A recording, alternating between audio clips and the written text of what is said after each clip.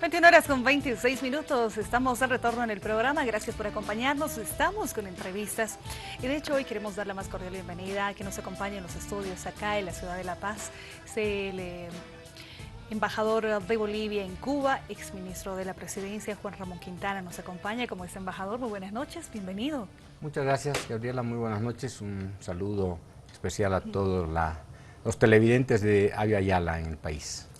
Queremos aprovechar esta entrevista para tocar algunos aspectos de todo este tiempo que usted ha estado con el trabajo, con el proceso y la primera consulta está relacionada a esa su tarea como ministro en este tiempo, uno de los ministros que ha estado más tiempo con el proceso de cambio, con impulsar este trabajo que empezaba el año 2006.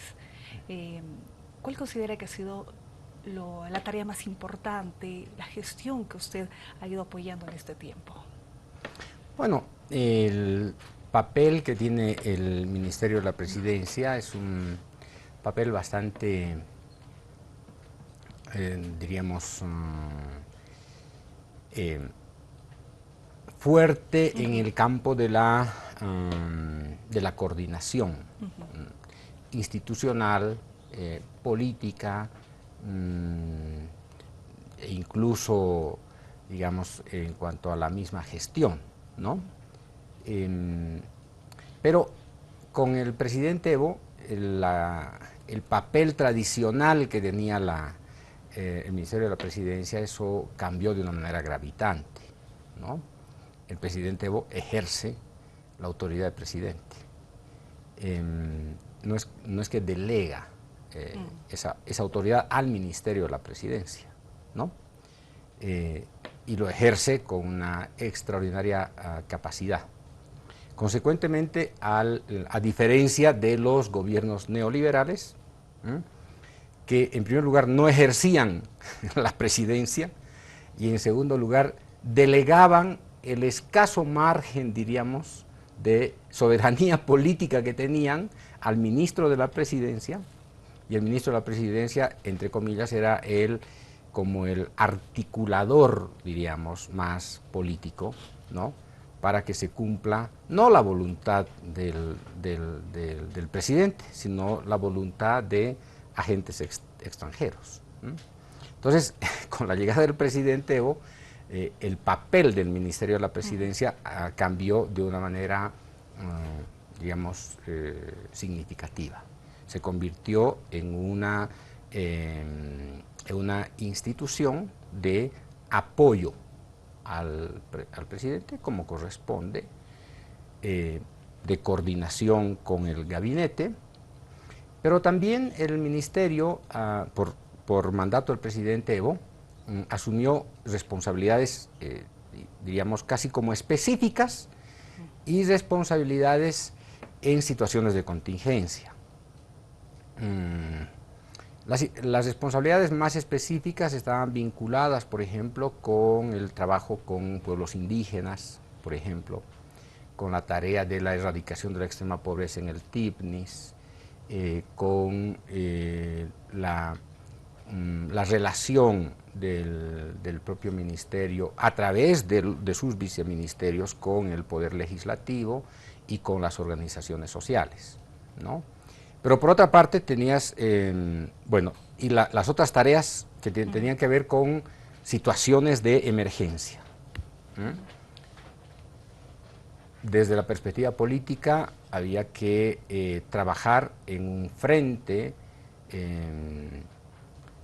extremadamente complejo, como por ejemplo el de frenar la desestabilización, ¿no? Y entonces el Ministerio de la Presidencia, con los recursos que dispone institucionalmente, desempeñó esa tarea de contener, ¿no es cierto?, estas prácticas recurrentes de la desestabilización, que en realidad yo diría que el Ministerio de la Presidencia en estos 11 años se especializó en la contención, ¿no?, de la desestabilización, de la conspiración política, de la injerencia extranjera, de las estrategias, digamos, difamatorias, etcétera, etcétera. Como el presidente Evo, con su liderazgo, por su estatura política, por su honestidad, por su mística revolucionaria, se ha convertido y continúa haciéndolo un dirigente, un líder, un estadista histórico, ¿no? Entonces, la política doméstica, ¿no? Esta política criolla, mediocre, de una derecha en realidad subordinada a intereses extranjeros, esa política no lo tocaba el presidente, ¿no? Pero aquí entonces alguien tenía que tocar, ¿no es cierto? Entonces, o lo golpeaban al vicepresidente o al Ministerio de la Presidencia. Y entonces uno tenía que desarrollar ciertas capacidades, ciertas habilidades, ¿no? Una pequeña astucia, inclusive criolla, para tratar de contener este ataque alevoso, ruin, muchas veces cobarde, ¿no? Que sale siempre desde las sombras, encubierto, con maquillaje y esas cosas. Entonces, bueno, como que nos especializamos, digamos, en la contención. Desde la perspectiva política, diríamos, ¿no? Entonces el Ministerio de la Presidencia, por supuesto, tiene esta enorme responsabilidad de impedir que cualquier ataque alevoso, ¿no es cierto?, lo tocara al presidente. Entonces hemos hecho todos los esfuerzos posibles para evitar que se lesione el prestigio del presidente, su reputación, para evitar que se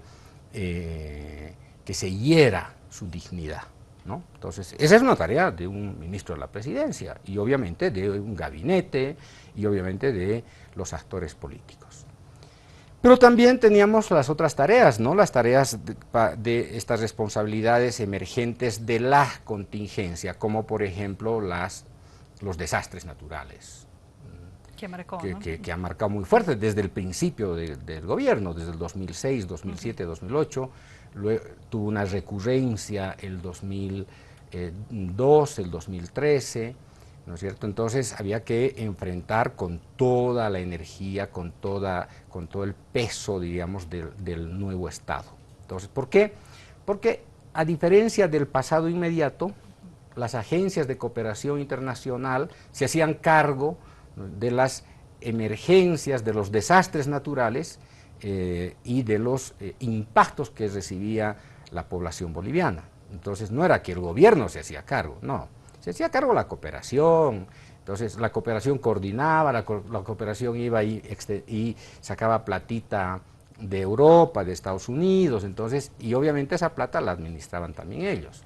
Entonces no había mucha presencia del Estado. Entonces eso se tuvo que sustituir por una presencia vigorosa, clara, ¿no es cierto?, muy bien articulada, oportuna y fundamentalmente enviando señales de que desde el 2006 en Bolivia existió Estado, ¿no?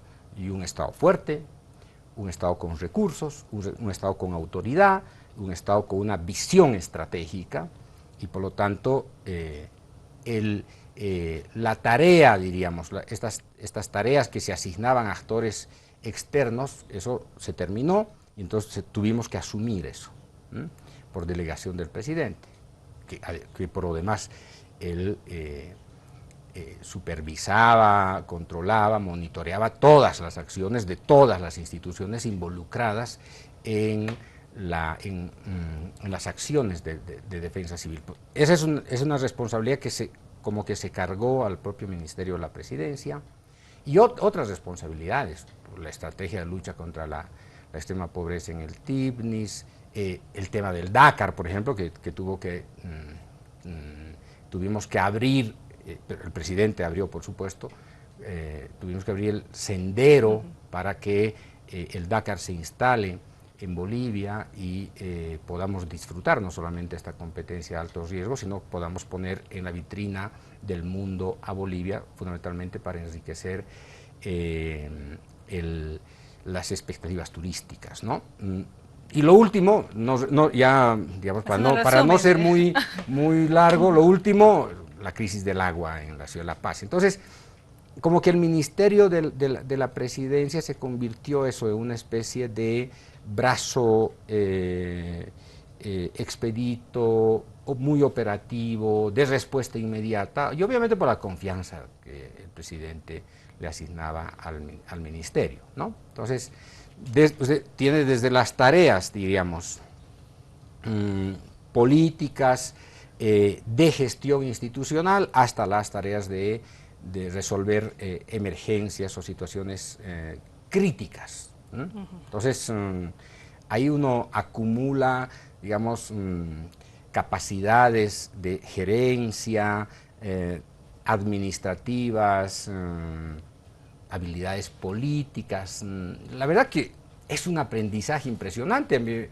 Yo no creo que pueda ser capaz de escribir, no creo que me alcance el tiempo para escribir la experiencia de 10 o de 10 años en el Ministerio de la Presidencia. Es decir, es demasiado. Mucho más por la velocidad con la que trabaja el presidente Evo.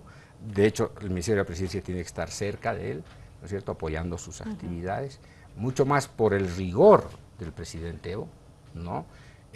Mucho más por, yo diría, por la eficiencia con la que se tenía que realizar cada una de estas tareas, desde las más pequeñitas hasta las más grandes. Dentro de esas tareas de gestión que decía, ¿no?, de administración, de buscar en el ámbito político, en temas sociales y todo aquello, hay momentos, embajador, hay momentos muy emotivos. ¿Cuál le ha marcado? Algo emotivo que nos pueda contar, ¿no? Que podamos ver a Juan Ramón también en esa faceta, porque lo vemos al frente, Sí.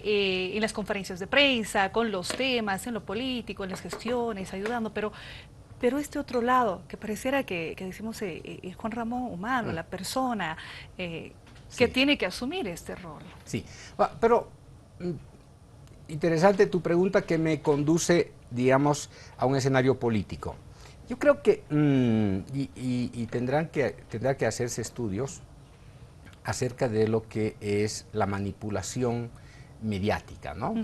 Han pintado a un ministro de la presidencia rudo, duro, ¿no? Malo, etcétera, etcétera, ¿no? El hombre fuerte, el entorno, ¿no?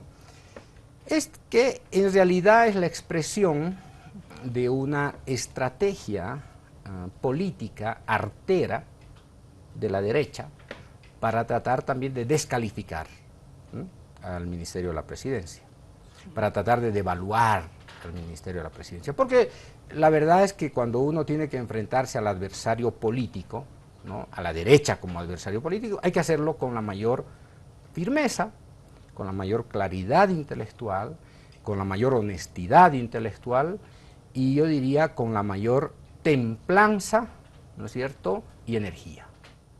Porque esta es una derecha cavernícola, mediocre, ¿no?, que además opera por encargo de sus patrones que vienen del norte.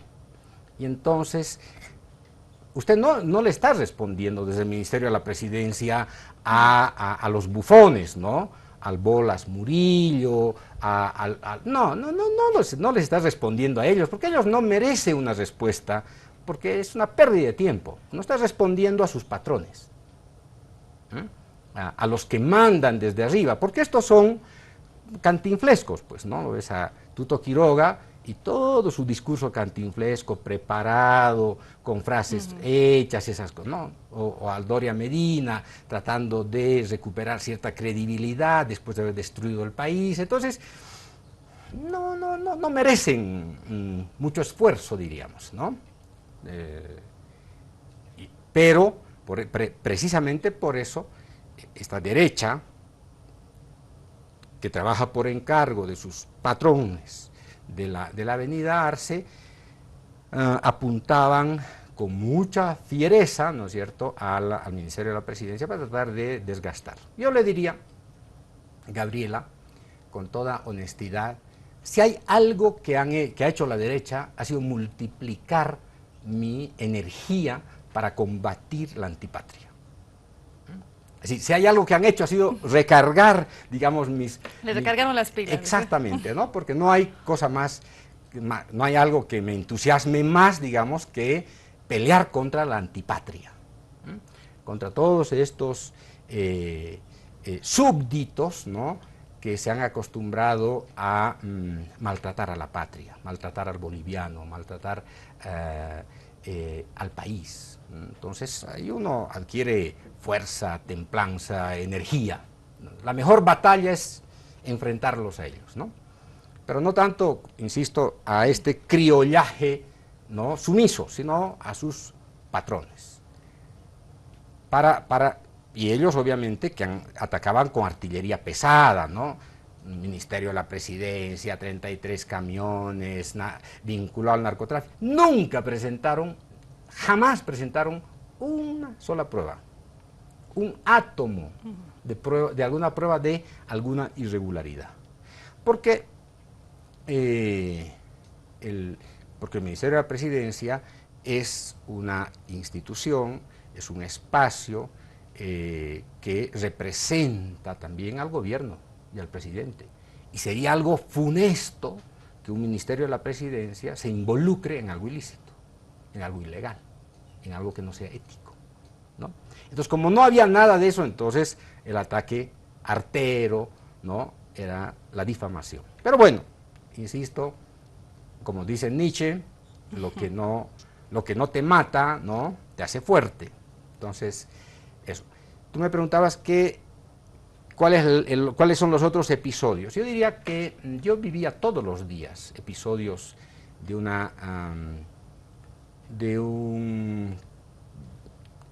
episodios conmovedores, todos los días, ¿no? Que uno no tiene que publicitarlos, que no es necesario hacerlos públicos, ¿no? Porque desde la unidad de gestión social apoyas a la gente más pobre, apoyas a personas con discapacidad, apoyas a comunidades que no tienen servicios. Entonces, y eso es un trabajo de orfebrería, ¿no? Hacer llegar equipamiento, hacer llegar recursos, alimentos, vestuario, etcétera, etcétera. Es una tarea complicada, no es muy sencillo. Por lo tanto, prácticamente todo el tiempo uno vive esos episodios muy fuertes, conmovedores, ¿no?, en realidad que te tensionan el espíritu y que te ayudan más bien y que te retroalimentan para seguir sirviendo, ¿ah?, porque detrás de una necesidad hay otra y otra y otra y otra. Entonces, claro, yo tampoco, no es que sea fuerte, he aprendido a contener las lágrimas también, ¿no? No es que uno sea, no es que uno sea insensible, ¿no?, al dolor ajeno, a las necesidades ajenas. Ahí aprendimos un poco a lidiar con el autocontrol, pero escenas terribles de extrema pobreza en los territorios indígenas, ¿no? Contacto con la gente, se por la Amazonía también. Sí, particularmente, ¿no?, en la región amazónica, en el Chaco, igual en el altiplano. Entonces ahí uno ve este tipo de escenas y uno se carga también del ánimo, del espíritu para ayudar a la gente. Entonces utilizas tu tiempo, tu imaginación, tu inteligencia, tu autoridad, no el poder, sino la autoridad para poder llegar a esa gente, ¿no?, a esos compatriotas que nunca recibieron ningún apoyo del Estado, están demasiado alejados y bueno, en general han sido sujetos invisibles para el Estado. Permítame hacer referencia, embajador, también a esta relación, y esto es por los temas que usted viene abordando, de Bolivia y Estados Unidos. Hace días se presentaba una investigación, un siglo de intervención de Estados Unidos en Bolivia, con documentos. Sí. ¿Cómo manejamos estos documentos y cómo se plasma? Porque son 6 tomos, ¿no? 6 tomos de una investigación. A ver, conozcamos de esto también, embajador. A ver, además de vivir en el territorio político, además de hacer gestión, además de estar apoyando el trabajo del presidente, uno no deja lo que se llama la familia académica, ¿no? De hecho, estar en un ministerio te da posibilidades de hacer trabajos también académicos. Y entonces estos 6 libros que hemos logrado escribirlos con un equipo de jóvenes profesionales, en realidad es la reconstrucción, ¿no?, de las distintas formas de injerencia, de intervención de los Estados Unidos contra Bolivia a lo largo de un ciclo. Es decir, la pregunta que uno se hace es, a ver, la pregunta de fondo, diríamos, de esta investigación es, ¿cómo convirtió Estados Unidos a Bolivia en una semicolonia? Esa fue la pregunta guía. ¿Por qué? Porque cuando llegamos al gobierno, resulta que en lugar de recibir una república, nosotros recibimos un protectorado. En lugar de recibir, digamos, un gobierno, nosotros recibimos una colonia burocrática. Es decir, fue terrible. Entonces, uno se pregunta, ¿estamos viviendo en un Estado de Derecho? ¿Estamos viviendo en una república democrática? ¿Estamos viviendo en un país en el que el voto de los ciudadanos sirve, cuenta, para darle mandato a sus autoridades o no? Claro, la conclusión es que Bolivia no estaba gobernada por, diríamos, por mandatos populares, ¿no? La democracia era un simulacro. Por un lado, recuerdas el Pacto por la Democracia, estas juntuchas de los partidos políticos que se distribuían el poder. Coalición. Las coaliciones. 4 ministerios para el MIR, 5 ministerios para el MNR, 3 ministerios para ADN. Ah, pero falta UCS. Crearemos un ministerio para UCS, ¿no? Entonces, en medio de la fragmentación de la administración pública, a eso se sumaba que, en definitiva, el país estaba ocupado, estaba intervenido. El país estaba administrado por otros agentes externos. Estos de ADN, MNR, MIR, lo que se distribuían eran las cuotas burocráticas, ¿no? La poca plata que había en los ministerios, eso se distribuían. Pero el resultado es que quienes administraban de verdad el país eran actores extranjeros. Si uno mira el mapa del año 2005 y tú te preguntas, Gabriela, ¿cómo funcionaban los servicios? ¿Quién gobernaba la energía, los hidrocarburos, el agua, los servicios básicos, las telecomunicaciones, la minería?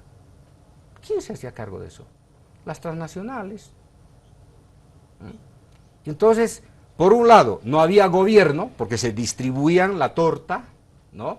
Era una juntucha que no gobernaba, funcionaba en base a los gastos reservados, además se distribuían los gastos reservados, le sacaban el jugo a los más pobres para distribuirse entre los más ricos. Había una casta privilegiada de empresarios conservadores, ¿no es cierto?, que eran empresarios y a su vez eran gobernantes, y por otra parte tenías a los verdaderos gobernantes que manejaban los recursos naturales. Eso no era patria, eso no era república, eso no era democracia, no era país. Entonces uno dice, ¿y entonces? Ya sé. ¿Cómo es esto? Y claro, ¿no?, y nos preguntamos, dijimos, ¿y entonces qué? Estamos en una ¿cómo es que llegamos, ¿no?, hasta el año 2005 a esta situación? ¿Quién ¿Quiénes son los responsables de no tener una patria, de no tener una república? Entonces empecemos a explorar. Y entonces empezamos a leer a varios autores, a Zavaleta, a Almaraz, a varios autores que reflexionaron sobre lo que se llama la construcción del Estado Nacional, ¿no? Y identificamos de una manera absolutamente clara que había, que durante estos 100 años, entre 1900 y el año 2000, había un fenómeno continuo, una estructura de poder que interfería la realización de la nación. Habían factores externos que obstaculizaban la construcción del Estado Nacional. ¿Quiénes eran? El gobierno de los Estados Unidos. Entonces, empezamos a trabajar y armamos un equipo de jóvenes, muy bien muchachos, empezamos a trabajar para tratar de encontrar continuidades respecto a la intervención norteamericana en los 100 años. Vamos a ver si se comprueba nuestra hipótesis.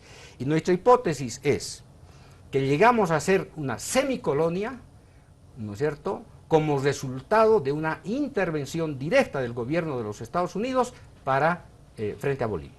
Y entonces nos pusimos a trabajar en periódicos, en revistas, en libros, en bibliotecas, etcétera, etcétera, hasta que armamos estos 6 tomos que, insisto, es la reconstrucción de aquellos episodios de intervención de los Estados Unidos. ¿Dónde interviene Estados Unidos? En el control de la minería, control político sobre los gobiernos, control sobre las Fuerzas Armadas, control sobre la policía, control sobre los hidrocarburos, control sobre los recursos naturales, control sobre el territorio.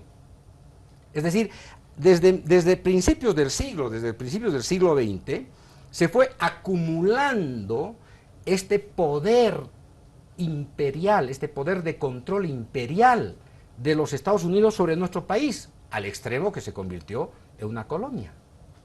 Estos 6 libros, por lo tanto, que se han escrito, es una descripción de este itinerario de intervención.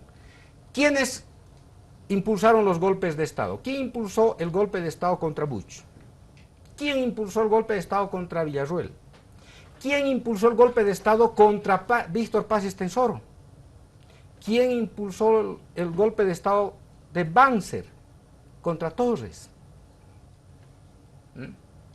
Y entonces empezamos a descubrir que había una mano negra, siniestra, que orquestaba los golpes de Estado.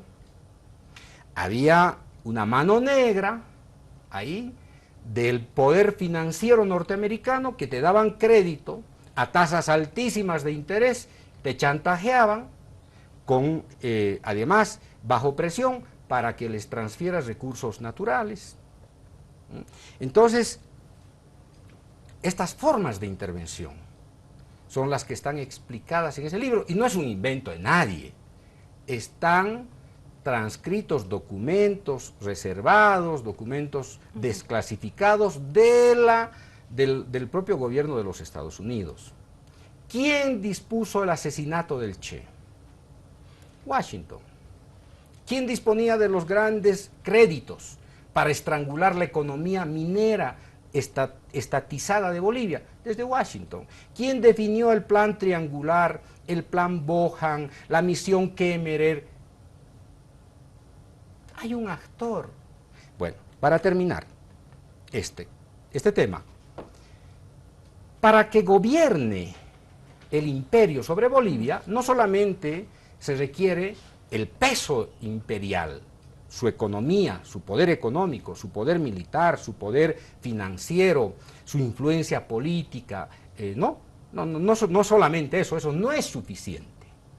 Lo que lograron los Estados Unidos, para decirlo de la manera más simple, es que construyeron una cultura de sometimiento en las élites políticas, en el sector empresarial, en la iglesia, en las ONGs, en las misiones evangélicas, etcétera, etcétera. Es decir, lo que se produjo sobre Bolivia son dos tipos de expresiones imperiales o un imperialismo de dos caras. Un imperialismo, es decir, la influencia del poder norteamericano sobre Bolivia, interferencia, injerencia financiera, económica, militar, política, etcétera, etcétera. Eso llamamos el imperialismo formal, lo que se ve. Los golpes de Estado, la desestabilización, la conspiración contra gobiernos progresistas. Ese es el imperialismo formal. Pero también tienes todo un desarrollo estratégico del imperialismo informal. ¿Qué significa? La capacidad que tiene el imperio para doblegar a intelectuales, a periodistas, a la iglesia, a las ONGs, etcétera, etcétera, para que se legitime el poder norteamericano. Es decir, para que se desarrolle una conciencia, ¿no es cierto?, de sumisión del boliviano respecto al imperio. Y entonces, estos sectores, que son menos visibles respecto al poder imperial, terminan convenciendo a los bolivianos que como somos incapaces, ineptos, corruptos, indígenas, borrachos, etcétera, etcétera, no servimos casi para nada, entonces lo que necesitamos es la mano amable, benigna, cooperativa, ¿no es cierto?, del imperio. Y entonces el imperio va a salvar a Bolivia. Esa es una construcción cultural que viene desde los medios de comunicación, que a través de las universidades norteamericanas, que son las que diseñan toda una construcción sobre su poderío, etcétera, etcétera. Entonces, para que el gobierno norteamericano, el imperio, gobierne en Bolivia, también hacía falta esta transformación, esta especie de control de la subjetividad nacional. Y entonces, claro, todo lo entregábamos a Estados Unidos. Y lo que hace todo un imperio tampoco es un invento. Todos los imperios quieren más poder, más territorio, más recursos naturales y obviamente viven del saqueo. Y Bolivia ha sido un país al que se lo ha saqueado. Se ha impedido, por eso hemos llegado a ser una semicolonia, precisamente porque se han impedido los proyectos de construcción nacional vinculados ¿a qué? Al dominio sobre nuestros recursos naturales, a la nacionalización, a la industrialización, a la diversificación productiva. Entonces, ha habido una premeditación desde Washington para convertir a Bolivia en una semicolonia. Cuanto más pobre, más miserable, con menos control sobre tus recursos naturales, con más transferencia de la riqueza hacia el imperio, obviamente el más beneficiado es el poder imperial. Y entonces la condición de nuestra pobreza es el enriquecimiento, el empoderamiento del imperio. Ahora bien, con el presidente Evo, con los movimientos sociales, con el apoyo del pueblo boliviano, el 2006, esa suerte de mito indestructible del imperio se empezó a quebrar. Y claro, y como el imperio ya no gobernaba ministerios, ya no influía en el parlamento, como el imperio ya no gobernaba desde la avenida Arce la Cancillería, ya no mandaba las Fuerzas Armadas, ya no tenía influencia en la policía, entonces este era un gobierno enemigo potencial de los intereses imperiales. Y había entonces que calificar a este gobierno. Y entonces el gobierno del narcoestado, este es un estado paria, este es un gobierno autocrático, dictatorial, ¿no es cierto? Nos han dicho de todo. ¿Por qué? Solamente por este derecho, ¿no?, de autogobernarnos, sin tutela de los Estados Unidos, porque el presidente Evo tuvo el coraje, la valentía, la honestidad política e intelectual para decirle al imperio: señores, se les terminó la fiesta, se les terminó, ¿no es cierto?, el festín. Listo, aquí gobierna el pueblo boliviano. Los recursos naturales son de nuestro pueblo boliviano. Y estos recursos naturales son nuestros y nosotros nos vamos a gobernar. No necesitamos su tutelaje. Así que, señor embajador, conspirador contra este proceso, a su casa.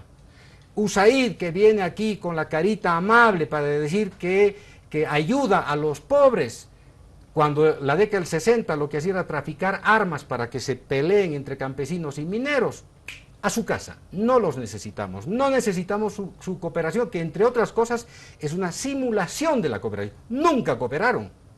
Millones y millones y millones de dólares de USAID, Gabriela, a Bolivia. Nunca resolvían el problema de los pobres. Nunca habían proyectos exitosos que resuelvan el problema económico de la gente. Y entonces la cooperación se convirtió en un pretexto para la intervención de USAID, intervención política, control sobre los recursos naturales. La DEA, que está luchando contra las drogas en el mundo, a su casa, porque utilizan el pretexto de la lucha contra las drogas para tener intervención geopolítica en la región. La CIA, a su casa, conspiradores. Y entonces cuando el país, ¿no es cierto?, se vuelve más soberano, más democrático, decide por sí mismo el gran proyecto de la industrialización, de la diversificación productiva, del desarrollo tecnológico, resulta que habíamos sido enemigos. ¿Ah? Nos habíamos convertido en enemigos del imperio, solamente por el único derecho de decidir nuestro futuro. El resultado es que la autonomía, la soberanía de los países, de las naciones, de los pueblos, claro, afecta, ¿no es cierto?, la estructura colonial del imperio sobre la región. Entonces estos 6 volúmenes narran esta historia de la intervención de Estados Unidos. Claro, ahora dirán, qué desgraciados, qué malagradecidos estos bolivianos, ¿no es cierto?, que los hemos ayudado tanto, ¿no? Que a través de la cooperación hemos traído tantos millones de dólares, etcétera, etcétera. Claro, con eso quieren más o menos, ¿no es cierto?, tratar de justificar su propia presencia en el país. Claro, tratando de hacernos olvidar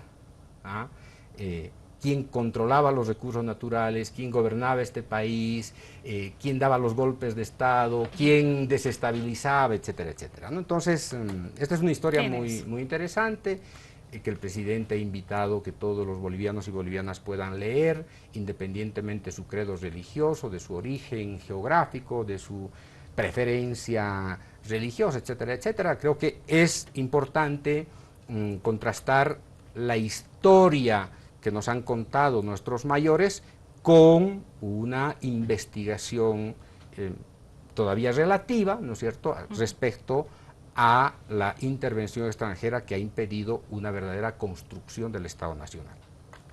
Embajador, tomando en cuenta aquello que menciona, y decía, parte de lo que mencionaba, la cultura del sometimiento, sobre todo en las élites y todo aquello.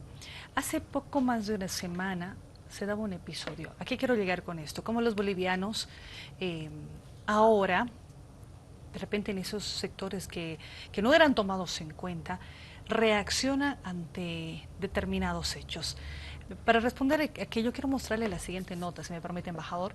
Un acto que se daba en Ancoraimes, porque allí llegaba un representante de la Embajada de Estados Unidos, el señor Peter Brennan, si más no me equivoco, llegaba a este lugar, y los ponchos rojos en Ancoraimes, en esta región, se pronuncian. ¿Podemos ver esta nota? Y ahí vamos con la respuesta. ¿Estamos listos? Por favor, vamos a verla.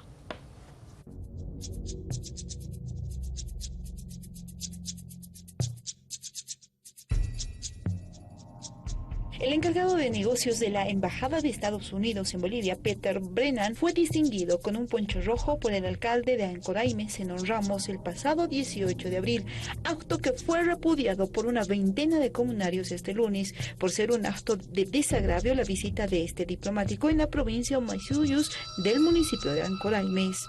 Entonces, él ha entrado, el gringo, 18 de abril, él se llama Peterman.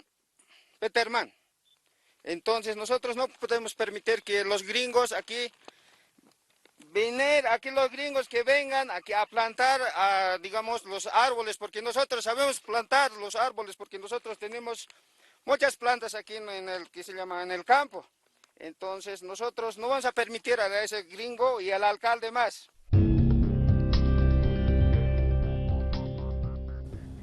Íbamos viendo parte también de la reacción. Llegó a 18 de abril y como que un pronunciamiento, ¿no?, de un sector de la población. Sí. Yo leo esto desde la perspectiva más política como una provocación, ¿no? Un encargado de negocios que llega a Ancoraimes, independientemente de quien lo haya invitado. Se supone que es como la cuna de los ponchos rojos, que se supone que son comunidades que defienden a ultranza el proceso de cambio y por lo tanto están desarrollando toda una política de descolonización también. Entonces que vaya ahí un encargado de negocios pero además, ¿sabes?, lo hacen con tanta arrogancia y con tanto desprecio. Ahí lo hemos visto a Brennan yendo a enseñar a plantar arbolitos a comunidades indígenas que tienen control sobre los pisos ecológicos desde hace miles de años. ¿No te parece de verdad un acto humillante que un encargado de negocios de Estados Unidos vaya y trate de enseñar a plantar arbolitos, ¿no es cierto?, a comunidades indígenas aymaras cercanas al lago Titicaca, y además se lleven por ahí unos CDs para enseñar a resolver el dolor de estómago, para curar la diarrea de los niños, etcétera, etcétera? Es que esta lógica de dominio imperial es de tal magnitud, ¿no?, que se pasan de largo la historia de los pueblos indígenas, que son los primeros en proteger la madre tierra, en garantizar los derechos de la madre tierra. Cuando ese encargado de negocios es el representante de la potencia imperial que hoy día está destruyendo la madre tierra. Entonces mira esta doble moral, ¿no?, esta política de la impostura, tratando de engañar a compatriotas indígenas para decir que son los buenitos y que están cuidando a la madre naturaleza y por lo tanto van y enseñan a plantar un arbolito. Esa lógica, esta metáfora, es la que se han acostumbrado a desarrollar durante los últimos 100 años. Lo que el Che llamaba la letrinocracia. Es que de verdad es indignante ir a enseñar a este pueblo valiente de hombres combativos, luchadores, que tienen el patrimonio de la lucha anticolonial desde Tupac Katari, Bartolina Sisa, ir a enseñarles a plantar arbolitos para decir que Estados Unidos es un país amigo que protege la naturaleza. ¿No es cierto? Cuando todos los días hace la guerra un país, tiene tal cantidad de bombas nucleares que es capaz de destruir el planeta entero, gasta tantos millones y millones y millones de dólares en armas para enfrentar a los pueblos inocentes, para matar millones de seres humanos a lo largo y a lo ancho del mundo, para intervenir a los países, ¿no es cierto?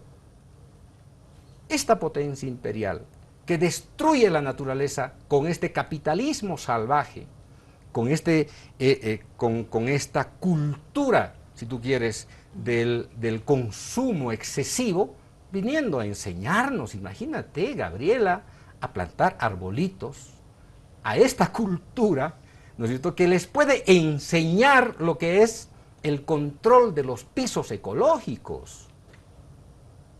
Esa reacción de estos compañeros está dirigida a eso. Y entonces, con esta prepotencia, con esta arrogancia, se meten a la comunidad. Eso es lo que hacía USAID durante 60 años en Bolivia. Venir a enseñarnos a construir letrinas, ¿no es cierto?, a construir una postita sanitaria. ¿Para qué? Para que el país esté doblegado a su poder, para que nuestra minería, nuestros recursos naturales se venda a precio de gallina muerta, para que nosotros tengamos que obedecer a pie juntillas las órdenes del imperio. Entonces, esto es lo que los bolivianos tenemos que aprender.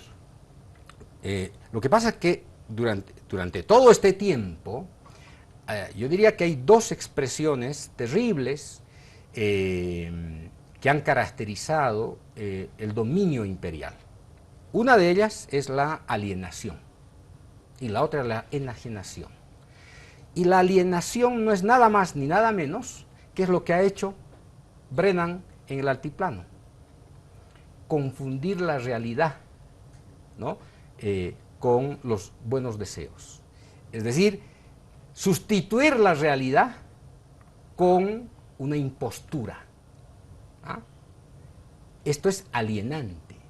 Decir que el pueblo norteamericano es el que puede enseñar la democracia en el mundo entero, que el pueblo norteamericano, que el gobierno norteamericano, ¿no es cierto?, es el custodio de la paz internacional, ¿no?, o que el gobierno norteamericano protege los derechos humanos y por lo tanto es el abanderado de los derechos humanos y por lo tanto es capaz de hacer informes de derechos humanos sobre cada uno de los países en el mundo.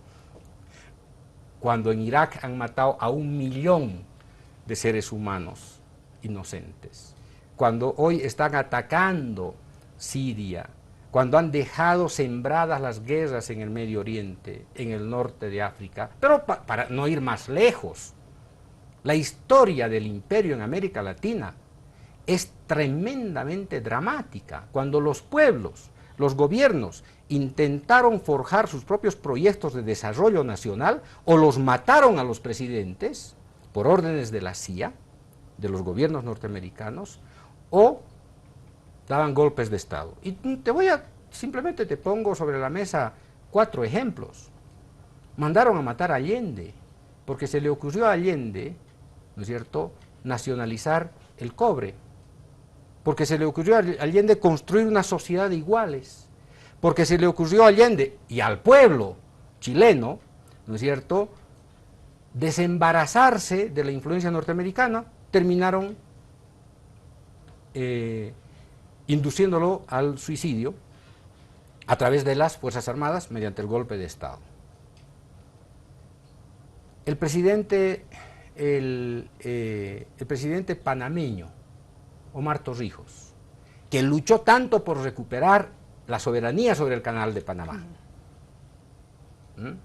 murió, entre comillas, en un supuesto accidente aéreo. El presidente Roldós del Ecuador, que se propuso recuperar el petróleo del Ecuador para su país, murió, entre comillas, en un accidente aéreo. El presidente JJ Torres, que intentó impulsar la Asamblea Popular, junto con Obando, nacionalizaron la Galp, murió asesinado en un suburbio en Buenos Aires. La historia de los países, de los gobiernos, de los dirigentes que se rebelan contra el imperio es casi la misma. O terminan asesinados o les dan su golpe de Estado. ¿De dónde salen los golpes de Estado? Entonces, esta es una historia que nosotros tenemos que aprender en América Latina. Tenemos que aprender la historia de cada uno de nuestros países. Hoy día, este ataque brutal contra Venezuela, mira el papel de los medios de comunicación social, inundando las pantallas, las primeras páginas de los periódicos, ¿verdad?, culpando al gobierno de Maduro, de que es Maduro el que está impulsando la violencia para frenar a los que protestan democráticamente, cuando los famosos demócratas que protestan en las calles están armados, se matan entre ellos, están sembrando de heridos y muertos, y los medios de comunicación, obviamente hegemónicos, trabajando para tratar de criminalizar al gobierno de Maduro. Embajador, si me permite, quiero abordar esos temas en el siguiente bloque. Cumplimos como auspiciadores una breve pausa. Estamos junto al embajador de Bolivia en Cuba, Juan Ramón Quintana, que nos visita en los estudios de Vía la Televisión. Una breve pausa y al retornar abordamos este tema. ¿Cuál es la situación también de Bolivia, la situación de la región, la situación de América Latina? Ya volvemos.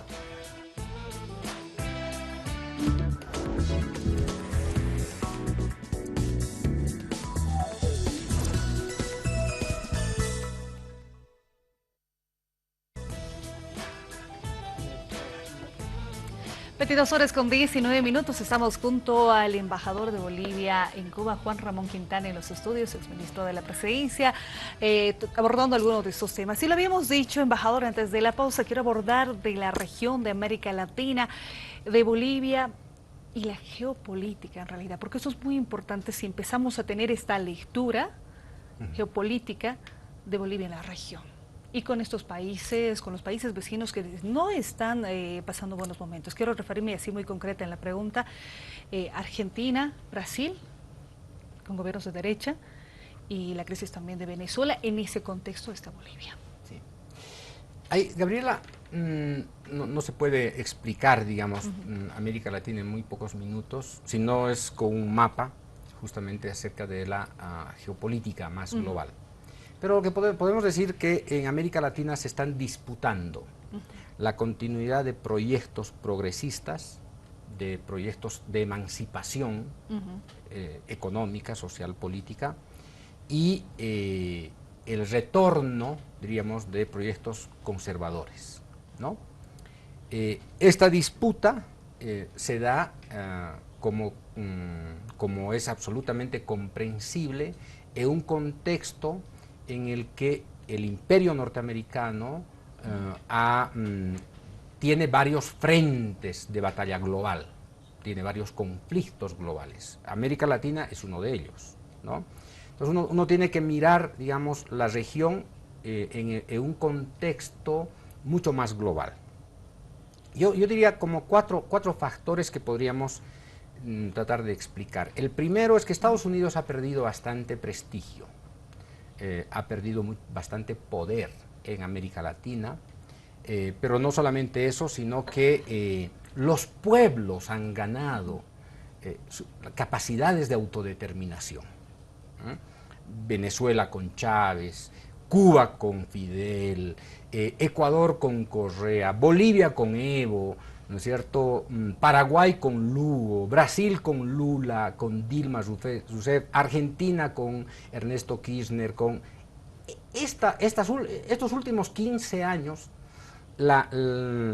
podría decir, el mapa político de América Latina ha cambiado de una manera dramática que ha permitido inclusive ingresar en un debate sobre el declive, la declinación del imperio en América Latina, cosa que hay que explicar más ampliamente, ¿no?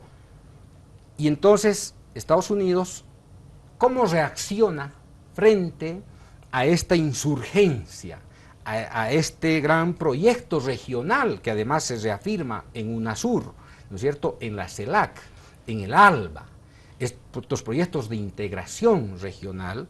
¿Cómo reacciona el imperio frente a esto? Típicamente, respuesta imperial, golpes de Estado. ¿Recuerdas el golpe de Estado contra Chávez, el año 2002? El golpe de Estado contra el presidente Lugo, es un golpe de Estado congresal contra el presidente Lugo que lo sacan. El golpe de Estado contra Zelaya, que se opone a las bases militares norteamericanas. El golpe de Estado contra el presidente Correa. El golpe de Estado contra la presidenta Dilma Rousseff. El golpe de Estado contra el presidente Evo, contra el gobierno del año 2007-2008.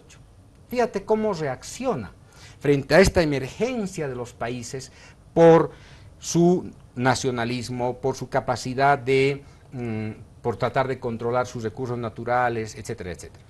Son proyectos que tratan de asociar la voluntad del pueblo con la construcción de un Estado distinto que no dependa del imperio. Y claro, esos golpes en algunos casos han tenido éxito. Brasil ha tenido éxito. No tanto en la Argentina, no hubo un golpe, lo que hubo fue una guerra en el campo de la información que debilitó la propuesta política de la presidenta Fernández. Bueno, esto es América Latina. En este momento estamos en una ebullición política, ¿no? Y ahí está, en primera línea, en este momento, Venezuela.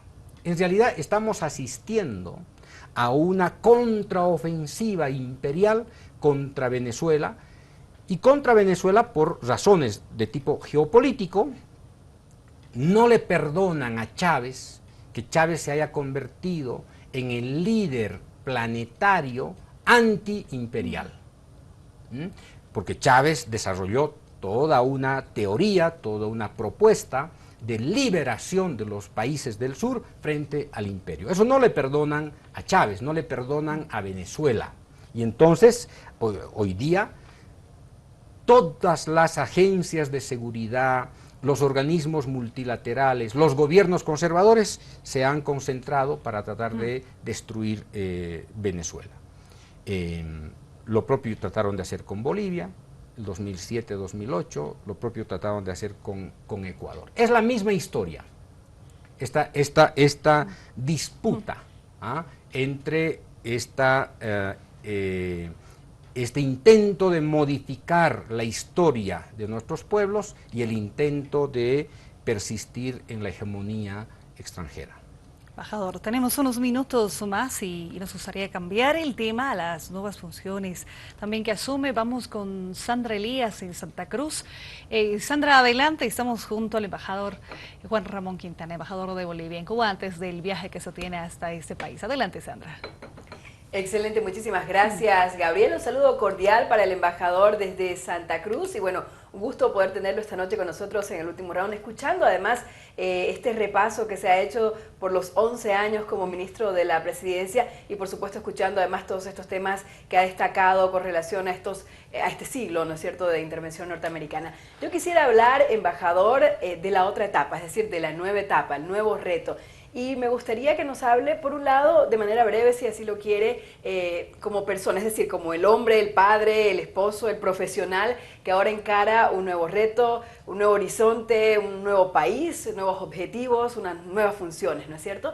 Y por otro lado, que nos hable, evidentemente, de cuáles son los temas más importantes en esta agenda diplomática que tiene Bolivia con Cuba, cuán importante es la relación entre ambos países en el campo político, social, económico, cuáles son los nuevos retos y cuáles son las expectativas, además, que se tiene sobre su trabajo ahora como embajador en Cuba.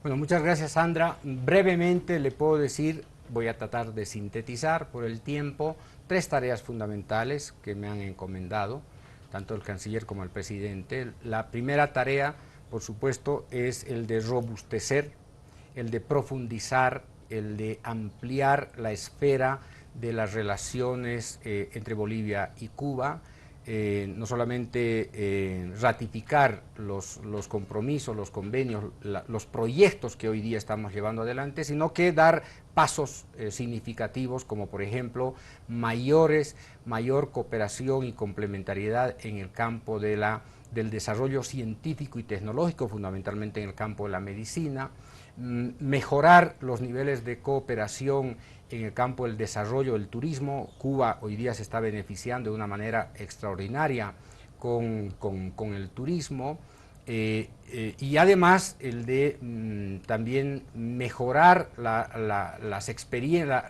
transferencias de experiencia y de conocimiento en el campo de las empresas estatales. Ese es un primer campo de trabajo, diríamos, en la agenda Bolivia-Cuba. Pero en ese mismo campo también el de reafirmar, el de fortalecer esta relación incondicional entre Cuba y Bolivia para darle más fuerza al ALBA, TCP, para darle más potencia a la CELAC, para impulsar los grandes proyectos de integración que tenemos y por lo tanto Cuba y Bolivia, el presidente Evo con el presidente Raúl Castro tienen propuestas en este sentido que tienen que ser operativizadas por las cancillerías y en última instancia por los embajadores. El segundo campo de trabajo es el de mejorar la inserción del Estado Plurinacional de Bolivia en la región del Caribe, no solamente en Cuba, utilizando a Cuba como plataforma, pero tenemos un Caribe insular que está compuesto por 12 islas en el Caribe. Solamente un dato interesante, la suma de los territorios de estas 12 islas, que a su vez son 12 estados, no hacen una quinta parte del territorio de Bolivia, y sin embargo son 12 estados. Con estos 12 estados, la relación que tiene Bolivia con estos 12 estados es una relación muy, yo diría, distante. Entonces, ¿cómo acercar el Caribe al mundo andino-amazónico, el mundo andino-amazónico al Caribe insular? ¿Cómo llevar experiencia, conocimiento, información de la transformación que está sufriendo América Latina, América del Sur, pero en particular Bolivia, en relación a cada uno de estos pequeños estados insulares? Por lo tanto, tenemos una enorme tarea para trabajar en 12 países. Ojalá podamos abrir un par de embajadas en aquellos países que nos permitan también trabajar de manera mucho más cercana. Se está pensando, el presidente Evo está pensando en proyectos muy interesantes de reafirmación, de acercamiento. Imagínate, Sandra, imagínate, Gabriela, contar con el apoyo de estos 12 países en la OEA, contar con estos 12 países en la CELAC o en Naciones Unidas con estos 12 estados insulares frente, por ejemplo, a todo lo que significa nuestra agenda vinculada a la Corte Internacional de la Haya, por ejemplo, ¿no? Entonces, tiene un peso más allá del tamaño, diríamos, territorial de estos estados. Constituyen un voto en la OEA, en Naciones Unidas o en otros organismos multilaterales. Y la tercera tarea, que también tiene que ver con la irradiación de la política internacional, el papel de la Cancillería respecto a Centroamérica, trabajando con nuestras 2 embajadas para llevar también posibilidades de cooperación económica, de ampliación del comercio, mejores intercambios comerciales, económicos, experiencias, transferencias de conocimiento con cada uno de los países de Centroamérica. Y finalmente tenemos todavía un arco, diríamos, geopolítico de vital importancia que no ha sido explorado hasta hoy por nuestra Cancillería y que requiere un trabajo urgente, que fundamentalmente son los países de la costa atlántica del África. El África para América Latina y particularmente para Bolivia es un continente casi desconocido. Y lo que necesitamos es aproximar aproximar Bolivia a los países africanos, que hoy día están viviendo unas condiciones deplorables. Muchos de ellos están siendo explotados de una manera inmisericordia por grandes transnacionales que se están explotando el coltan, el oro, los diamantes, etcétera, etcétera. Y entonces necesitamos esta relación, este acercamiento para no solamente lograr que África conozca, los países africanos conozcan el Estado Plurinacional de Bolivia, sino que los bolivianos también podamos conocer la realidad del África para tener mayor sensibilidad y podamos reaccionar también con mayor, con acciones, diríamos, de naturaleza diplomática en organismos multilaterales en favor de la soberanía de los pueblos del África. Es una tarea muy compleja.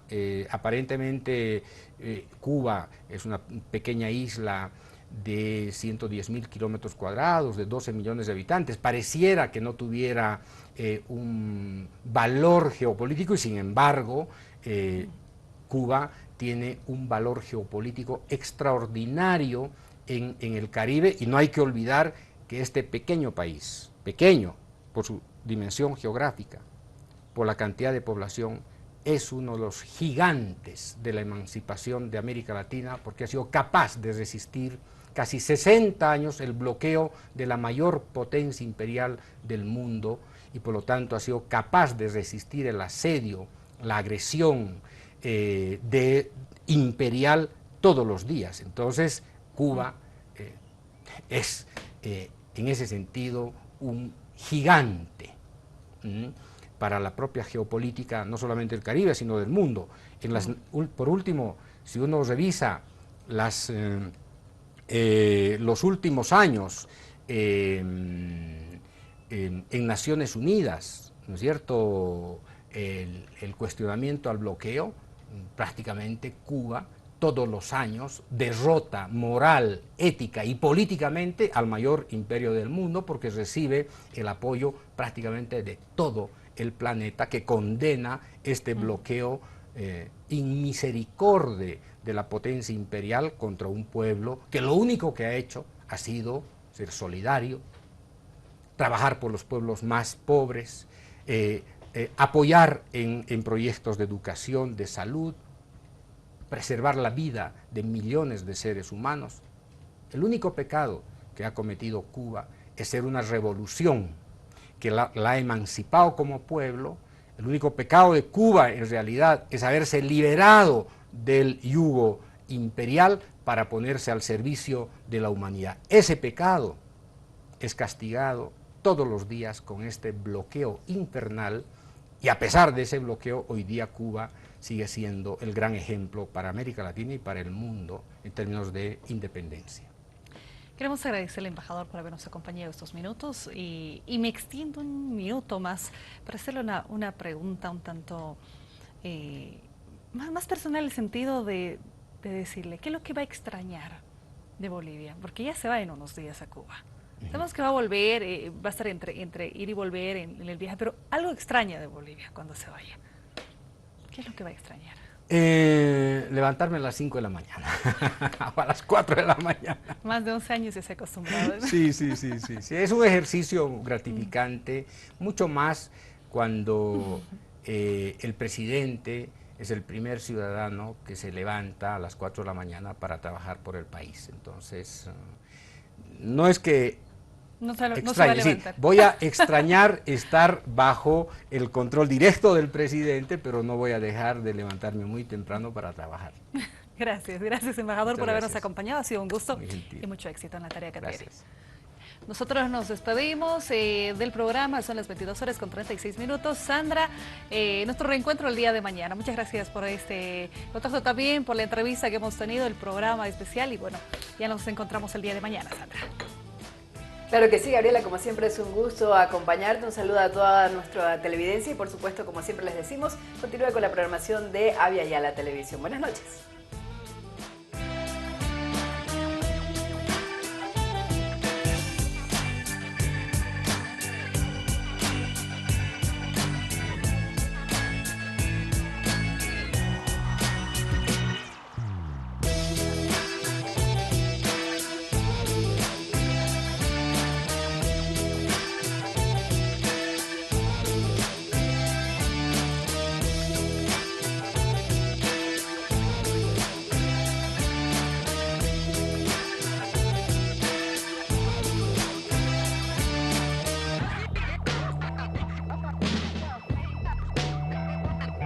Último round.